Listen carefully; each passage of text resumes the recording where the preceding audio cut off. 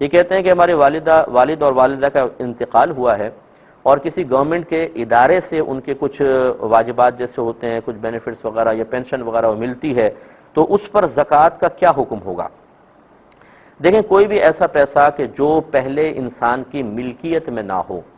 بعد میں کوئی ادارہ یا گورنمنٹ اسے تحفتاً دیتے ہیں، بینیفٹس دیتے ہیں، یہ جیسے پینشن وغیرہ ہے،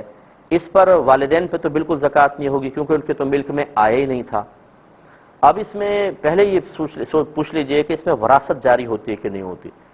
تو یاد رکھیں کہ مال وراثت وہ بنتا ہے کہ جو مرحوم کے مرنے کے وقت اس کی ذاتی ملکیت میں تھا،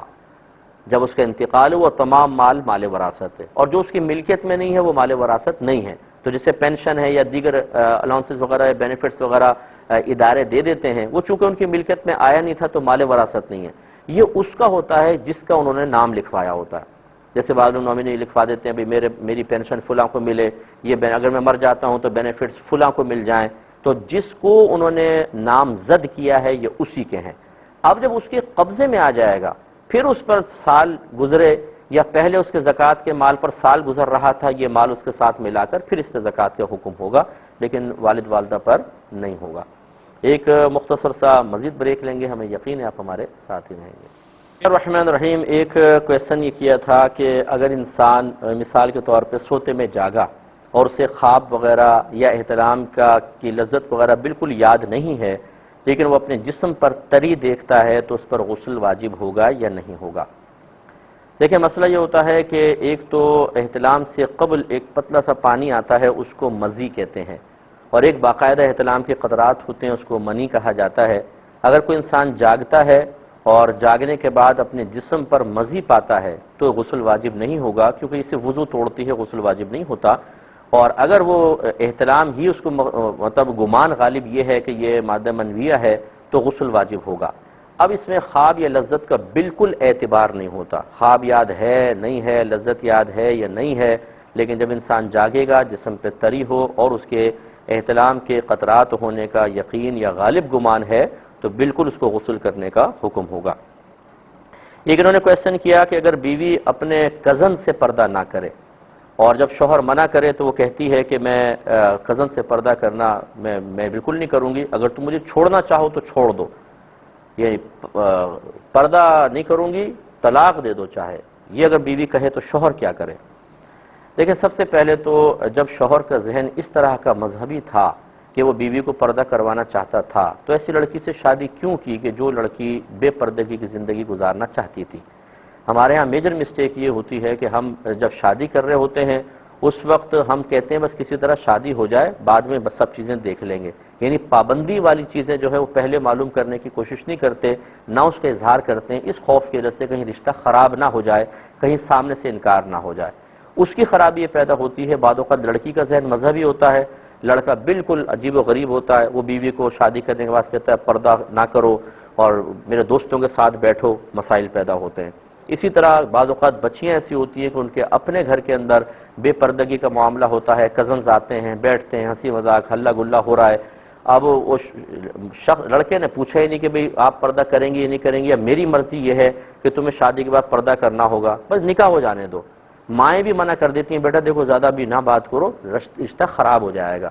یہ انتہائی ہماری غلط معاملہ غلط حرکت ہے۔ پہلے سے سب طے ہونا چاہیے کہ بھئی ہم یہ چاہتے ہیں۔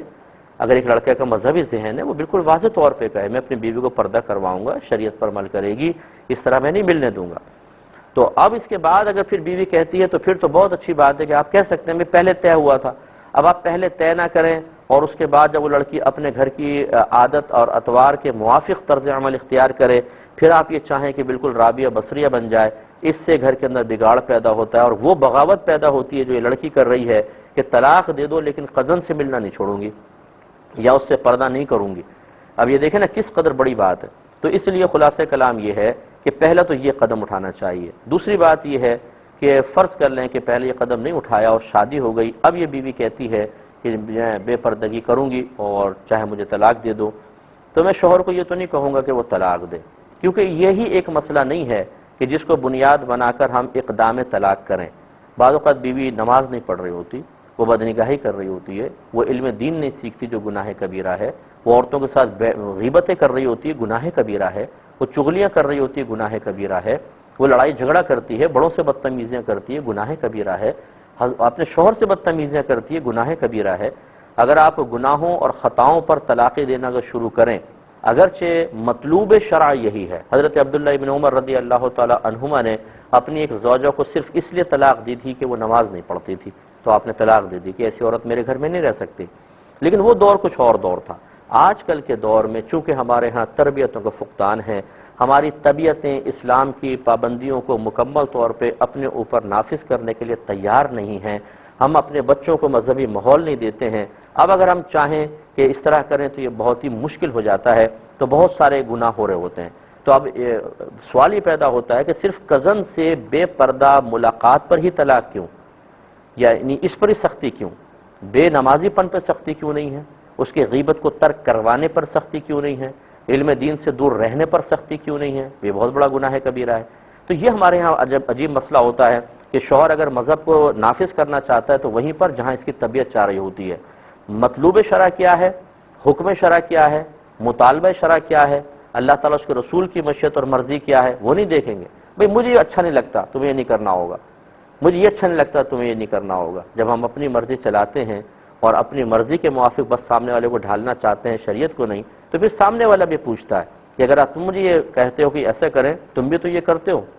تم بھی تو فلاں کام کرتے ہو، اب بتاؤ اس پر یہ شریعت کیا حکم لگاتی ہے؟ اب وہ لاجواب ہو جاتے ہیں۔ جب جواب دینا نہیں آتا تو پھر وہ گالی گلوچ، وہ تھپڑ مارا، کوئی طلاق کی صورتحال۔ وہی سوال تو بالکل صحیح ہے، جب آپ ان کو سمجھا رہے ہو خود بھی تو شریعت پر عمل پیرا ہو نا۔ لیکن یہ بھی نہیں ہے کہ اگر شوہر خود بے عمل ہے تو بیوی کو کچھ کہہ ہی نہیں سکتا، اسے کہنا چاہیے، یہ اس کے اوپر فرض ہے۔ اور سامنے سے لڑکی کا یہ مطالبہ بھی مناسب نہیں ہے کہ پہلے تم کرو پھر میں کروں گی، نہیں، وہ الگ احکام شرع کا مکلف ہے اور بیوی الگ احکام شرع کی مکلفہ بنائی گئی ہے۔ خلاصہ کلام یہ ہے کہ شوہر کو چاہیے کہ ایسے موقع پہ اگر بیوی کہتی بھی ہے، ضد کرتی ہے چھوڑ دو مجھے، میں نہیں چھوڑوں گی، تو سختی نہ کرے، نرمی سے، پیار سے، محبت سے سمجھائے اور اپنے بڑوں کو ڈالیں اس میں، بڑوں کو سمجھائیں کہ دیکھیں اس طریقے سے مناسب نہیں ہے، اور یہ بہرحال شوہر پہ فرض ہے کہ وہ اپنی بیوی کو نامحرم مرد سے ملنے سے روکے، یہ ضروری ہے۔ ہاں، جیسے بعض اوقات اب خاندانوں میں ہوتا ہے، آ جاتے ہیں مہمان، اب بچی نے بالکل اپنے چہرے کو اسکارف میں کر لیا ہے اور وہ اپنے جسم کو ڈھک کر اگر مطلب ملتی ہیں تو اس کی گنجائش نکل سکتی ہے کہ